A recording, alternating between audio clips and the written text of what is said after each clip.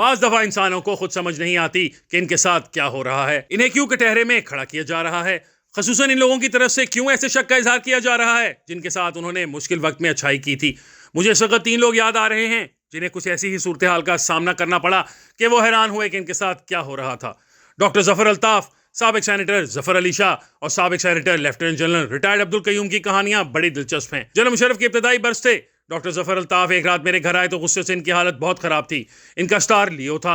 वैसे वो मोहब्बत भरे इंसान थे, मगर जब गुस्सा करते तो बहुत करते, लेकिन फौरन ठंडे भी हो जाते और बहुत जल्द लोगों को माफ कर देते।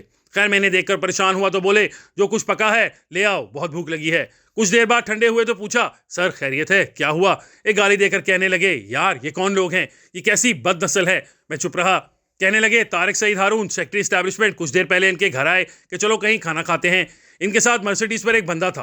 वो बोला, डॉक्टर साहब आपने मुझे पहचाना? मैंने कहा नहीं। इस शख्स ने कहा, आज से 6 साल पहले जब आप बेनजीर भुट्टो दौर में सेक्रेटरी ज़राअत थे तो मैं आपके घर आया था और रो रहा था। गंदम के स्टॉक्स पर दीमक स्प्रे का कॉन्ट्रैक्ट था, मैंने अप्लाई किया था, अपना घर गिरवी रखकर कर्जा लिया, बीवी का जेवर बेचा, लेकिन वो कॉन्ट्रैक्ट कोई और ले गया। मैं सड़क पर आ गया था। किसी ने बताया कि डॉक्टर साहब रहमदिल इंसान है, इनसे जाकर मिल लो। आपने मुझे अपने घर बिठाया और इस बंदे को कराची फ़ोन किया जिसे कॉन्ट्रैक्ट मिला था कि आधा इस बंदे को दे दो। आपकी मेहरबानी से मैं आज करोड़पति हूँ। डॉक्टर साहब पर इन दिनों नैब का दबाव था कि बेनज़ीर जरदारी के खिलाफ वादा माफ गवाह बन जाएं। इनकार पर इनके खिलाफ नैब ने ऑडिट पैरों पर झूठे मुकदमे बना दिए। तारिक सईद हारून, डॉक्टर साहब और वो शख्स रेस्टोरेंट पर बैठे एक केस डिस्कस कर रहे थे। वो बिजनेसमैन अब तक चुप करके सुन रहा था। अचानक वो बोला, डॉक्टर साहब आप पर नैब ने करप्शन केसेस बनाए हैं, कुछ ना कुछ तो आपने भी किया होगा। ये सुनकर डॉक्टर साहब ने इसे जी भरकर गालियां दी और कहा, मुझे तो याद ही नहीं था हम कभी मिले थे, तुमसे मैंने कितने पैसे लिए थे। डॉक्टर साहब ने वहीं खाने की मेज इस बंदे पर उलट दी और अब मेरे घर के ड्राइंग रूम में अफसोसदा बैठे थे कि यार ये कौन लोग हैं जो अपने मोहसिन के साथ ये सलूक करते हैं। अब एक और वाकया सुने। सेनेटर जफर अली शाह के दामाद अस्करी हसन सईद से मेरा 1998 से याराना है, शायद 2009 की बात है। अस्करी ने फैमिली डिनर पर बुलाया। जफर अली शाह भी मौजूद थे। नवाज शरीफ शाहजी, मैं इन्हें प्यार से शाहजी कहता हूँ, से लंदन वापसी पर कुछ नाराज थे। शाहजी भी सीधे बंदे हैं, डिप्लोमेसी इनमें नाम को नहीं। मैंने पूछा, शाहजी आपने सेनेट टिकट के लिए अप्लाई किया? बोले, नवाज शरीफ नाराज हैं, वो मुझे क्यों टिकट देंगे। मैंने कहा, शाहजी आप अप्लाई करें, टिकट मिल जाएगा। वो हैरान हुए और बोले, आपको किसी ने बताया है? मैंने कहा नहीं। पूछा फिर? मैंने कहा, शाहजी जब आपको टिकट मिलेगा तो उस वक्त बताऊंगा, आप अप्लाई करें। वो फिर भी ना माने और बोले, ऐसे बेइज्जती होगी, टिकट उन्होंने नहीं देना। मैंने कहा, आप बिस्मिल्लाह करें। फिर भी ना माने तो उनकी बेटी ने कहा, रऊफ भाई कह रहे हैं तो आप अप्लाई कर दें। खैर शाहजी बड़ी मुश्किल से माने। चंद दिन बाद इनका लाहौर से फोन आया। पुरजोश अंदाज में बोले, रऊफ साहब सेनेट का टिकट मिल गया है। कमाल है, आपको कैसे पता था? मैंने कहा, शाहजी मैं लंदन में नवाज शरीफ और शहबाज शरीफ से रिपोर्टिंग के सिलसिले में मिलता रहता था। आपने इनके लिए काफ़ी मुश्किल वक्त काटा। मुश्किल में बेगम कुलसूम नवाज का साथ दिया। आप पर नया मुकदमे बने। आप ही के घर सियासी इत्तेहाद बना था। बेनज़ीर के पास दुबई जाकर फाम और तफहीम का रास्ता हमवार किया था। इंसान कितना गुस्से में क्यों ना हो, वो एहसान याद रखता है। ये मुमकिन ही नहीं था कि आपका नाम नवाज शरीफ के सामने जाए और इन्हें याद ना आए कि आपने इनके लिए कितनी मुश्किलें उठाई। मुझे यकीन था कि वो एक दफ़ा आपके एहसानात का बदला ज़रूर चुकाएंगे।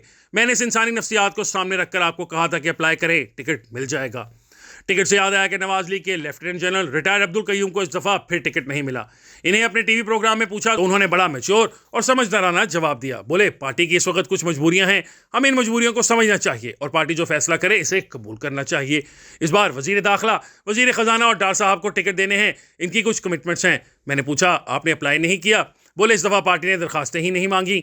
जनरल कयूम इन चंद रिटायर्ड फौजियों में से हैं जिन्हें इमरान खान हर कीमत पर तहरीक इंसाफ में लाना चाहते थे। हफीजुल्लाह नियाजी इनके घर गए, खुद इमरान खान इनसे मिले और बहुत जोर दिया, लेकिन उन्होंने सोच समझकर 2011 में इमरान खान के मशहूर ज़माना लाहौर जलसे वाले दिन नवाज लीग ज्वाइन की। 2015 में इन्हें सेनेट का टिकट मिला और इनका दौर अच्छा रहा। किसी से उलझते ना थे, सुलझी हुई बात करते। Sanitary general retired Salahuddin Tirmizi और इन्हें अक्सर सियासतदानों का गुस्सा बर्दाश्त करना पड़ता।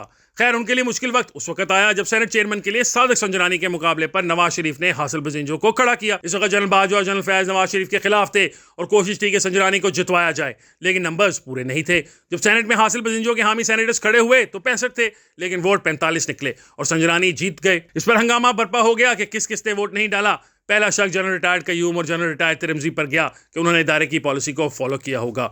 जनरल रिटायर्ड कयूम ने जवाब दिया कि ये इनके लिए मुमकिन नहीं, वो कभी बोझल ज़मीर के साथ बाकी ज़िंदगी नहीं गुजार सकेंगे। इदारे को भी इस हद तक मुदाखलत नहीं करनी चाहिए। इन्हें सेनेटर नवाज शरीफ ने बनाया, वोट भी इनका है। इस पर वो इनसे नाराज हो गए, लेकिन मजे का काम यह हुआ कि नवाज शरीफ ने एक इंक्वायरी कमेटी बनाई जिसका सरबराह सेनेटर राना मकबूल को बनाया गया, जिन्होंने एक एक सेनेटर को बुलाकर सवाल और जवाब शुरू कर दिए। जनरल रिटायर्ड कयूम की जिंदगी का सबसे बड़ा पशेमान कर देने वाला वक्त वो था। एक तरफ वो जनरल बाजवा, जनरल फैज और साबिक DGI SPR को साफ इनकार कर चुके थे और दूसरी तरफ पार्टी में पहला शक इन पर किया जा रहा था। बाद में पता चला कि जनरल रिटायर्ड कयूम ने हासिल बंजिंजों को ही वोट डाला था और इसकी तस्दीक भी हो गई। लेकिन जरा इन लम्हों को जहन में लाएं, क्या आपकी क़यादत आपसे नाराज है?